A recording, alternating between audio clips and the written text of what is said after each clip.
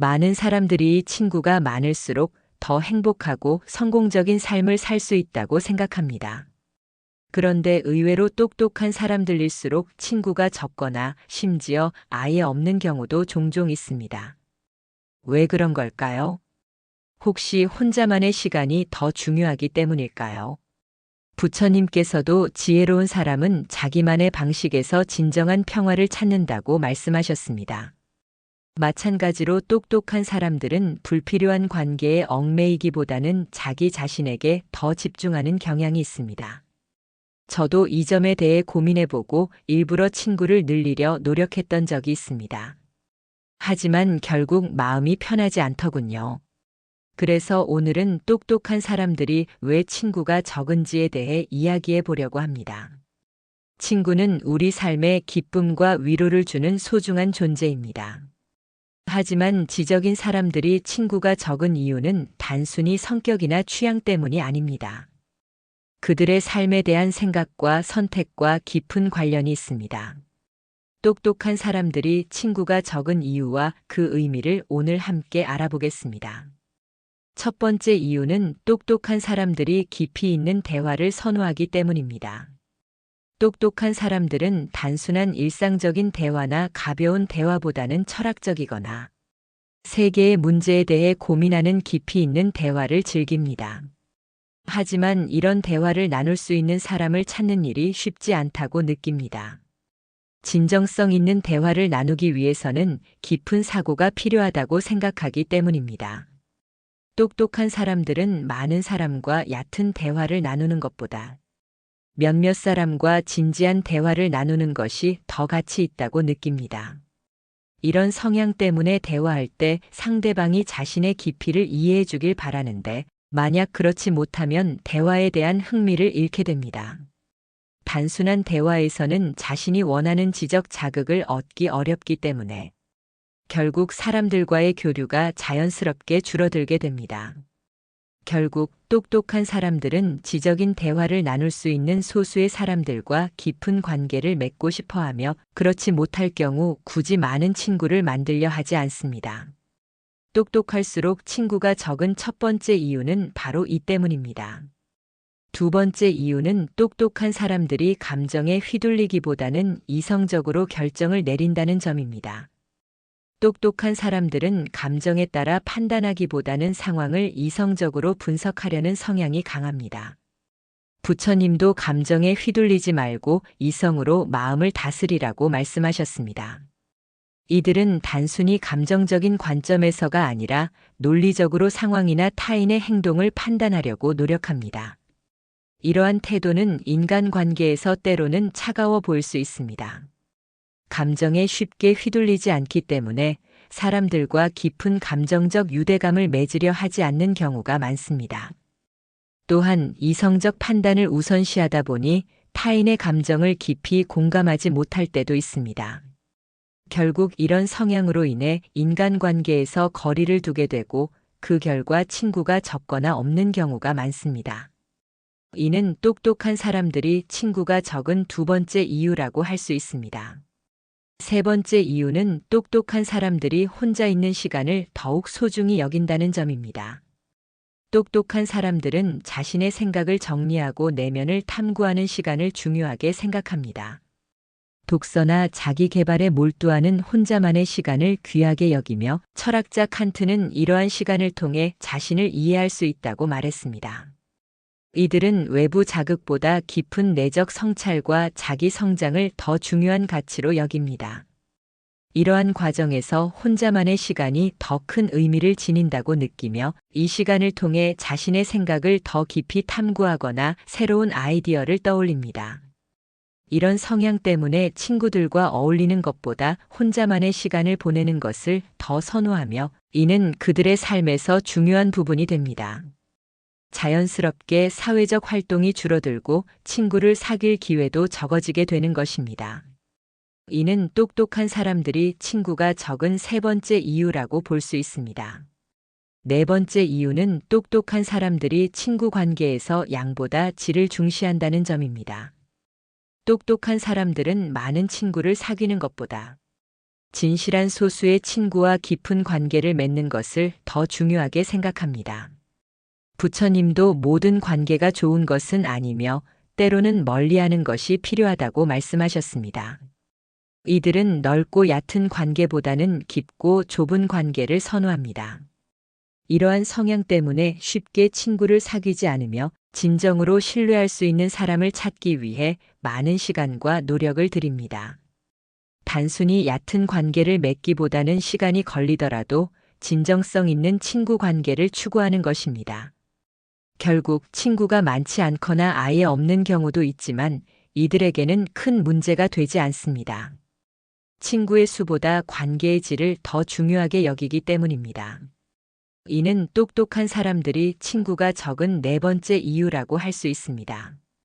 다섯 번째 이유는 똑똑한 사람들이 감정적인 소모를 줄이려는 경향이 있다는 점입니다. 인간관계는 때로 감정적으로 복잡해질 수 있으며 이러한 상황은 많은 에너지를 소모하게 만듭니다. 철학자 쇼펜하우어는 자신을 보호하기 위해 때로는 고독을 선택해야 한다고 말했습니다. 똑똑한 사람들은 감정적인 소모를 최소화하기 위해 의도적으로 타인과 거리를 두는 경향이 있습니다. 감정적인 문제에 깊이 얽히는 것을 꺼리며 관계에서 발생하는 복잡한 감정의 흐름을 피하려고 합니다. 이로 인해 가까운 사람과도 일정한 거리를 유지하려 하며 결과적으로 친구의 범위를 넓히지 않는 경우가 많습니다. 이들은 감정적으로 더 평온한 상태를 유지하기 위해 고독을 선택하는 경우가 많습니다. 이러한 성향은 똑똑한 사람들이 친구가 적은 다섯 번째 이유가 될 수 있습니다. 여섯 번째 이유는 똑똑한 사람들이 자신의 목표와 꿈에 집중하는 경향이 강하다는 점입니다. 이들은 자신의 목표를 이루기 위해 시간과 에너지를 아낌없이 투자하며 다른 사람들과 교류하기보다는 꿈을 이루기 위한 노력에 더 큰 가치를 둡니다. 부처님께서도 자신의 길을 걷는 사람이 그 길에서 진정한 평화를 찾는다고 말씀하셨듯이 이들은 삶의 목표와 과정을 이루는 데 초점을 맞춥니다. 이러한 집중력 때문에 우정이나 인간관계는 자연스럽게 우선순위에서 밀리게 됩니다.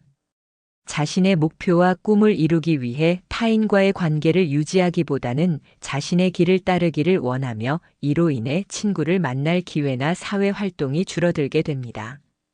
결과적으로 친구가 적거나 없는 경우가 많지만 이들은 꿈을 이루는 과정을 즐기며 그것을 외로운 일이 아닌 의미 있는 여정으로 여깁니다. 이러한 특성은 똑똑한 사람들이 친구가 적은 여섯 번째 이유로 볼 수 있습니다.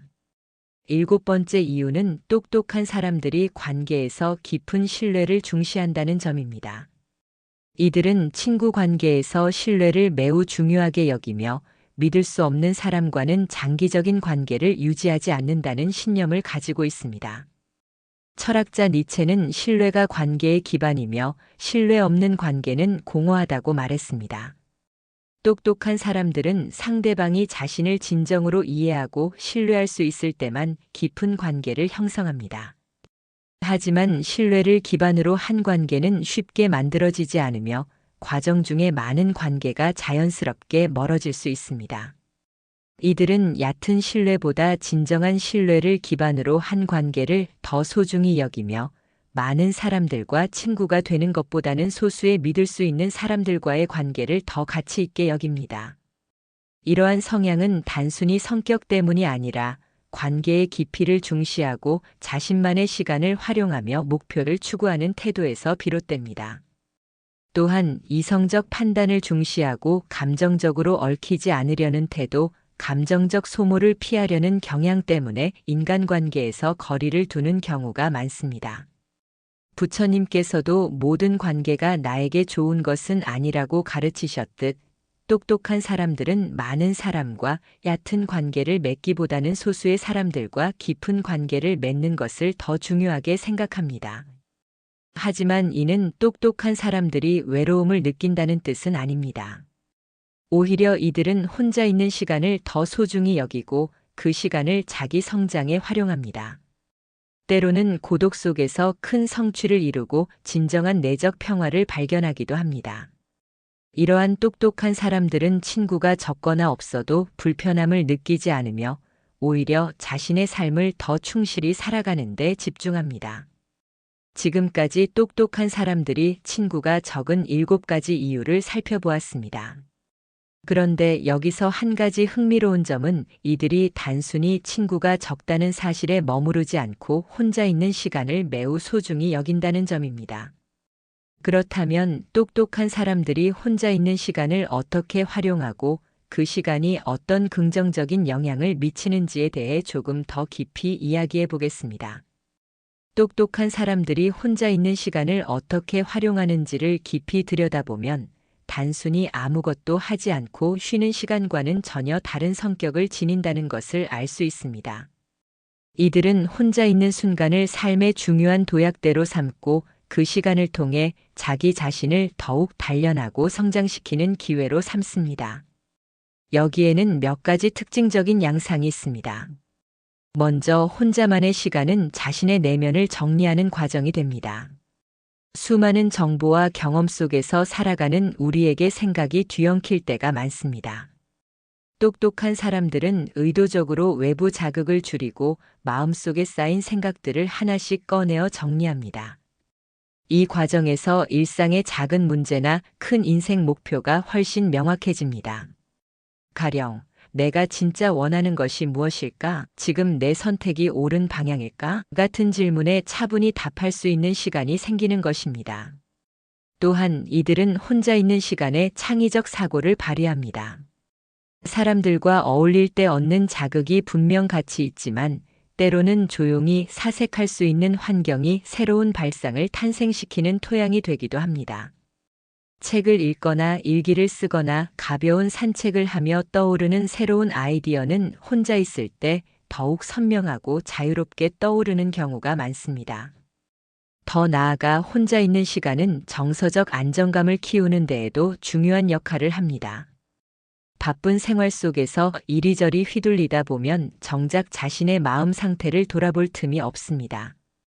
똑똑한 사람들은 이 혼자만의 시간을 통해 마음의 안정을 찾고 스트레스를 해소하며 진정한 내면의 평화를 만끽합니다. 이는 결국 대인관계에서도 긍정적으로 작용하는데 스스로 감정을 잘 다스린 상태에서 다른 사람을 대하면 더 깊고 신뢰감 있는 관계를 맺기 쉬워집니다. 마지막으로 혼자 있는 시간을 통해 얻는 성취감은 생각보다 큽니다. 새로운 기술을 습득하거나 공부를 하거나 오래 미뤄둔 취미 활동을 혼자 해낼 때 그 과정에서 오는 만족감은 말로 다하기 어렵습니다. 이처럼 혼자 있는 시간을 능동적으로 활용하고 즐기는 습관은 삶 전체를 더욱 풍요롭게 만듭니다. 결국 똑똑한 사람들이 혼자 있는 시간을 중시하는 이유는 단순한 고립이 아닙니다. 그들은 이 시간을 통해 자신을 돌아보고 새로운 아이디어를 떠올리며 감정적으로 성장하고 삶에 대한 확신과 의지를 다집니다. 그리고 이러한 긍정적인 변화들이 쌓여 더욱 의미 있고 충만한 삶을 만들어가는 바탕이 됩니다. 지금까지 똑똑한 사람들이 왜 많은 친구를 필요로 하지 않고 그 대신 혼자 있는 시간을 어떻게 효과적으로 활용하는지에 대해 이야기해 보았습니다. 이 내용을 바탕으로 앞으로 더욱 넉넉해질 일상 속에서 스스로를 돌보고 발전시키는 길을 찾아보시는 건 어떨까요? 인생에서 새로운 국면에 접어들며 우리는 비로소 한 걸음 물러나 자신을 들여다볼 수 있는 여유를 얻게 됩니다. 그 시간은 결코 텅 빈 고독이 아니라 새로운 아이디어를 떠올리고 삶의 목표를 재정비하며 내면의 균형을 잡아가는 소중한 기회일 수 있습니다. 이제 한 걸음씩 천천히 나아가며 내면의 평화와 의미를 찾아보시기 바랍니다. 그리고 언젠가 혼자 있는 시간 속에서 누적된 경험과 성찰이 앞으로 걸어갈 길을 밝히는 등불이 되리라 믿습니다. 시청해 주셔서 감사합니다.